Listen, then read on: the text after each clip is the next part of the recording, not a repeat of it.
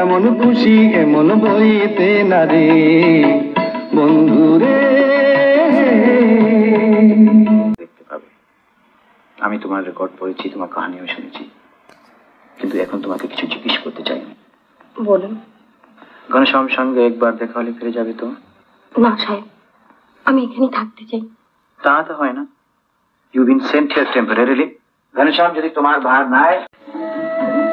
ঘনদা তুই? তুমি? ঘনদা কেমন আছিস? আমি ভালো আছি। বাস আর কিছু?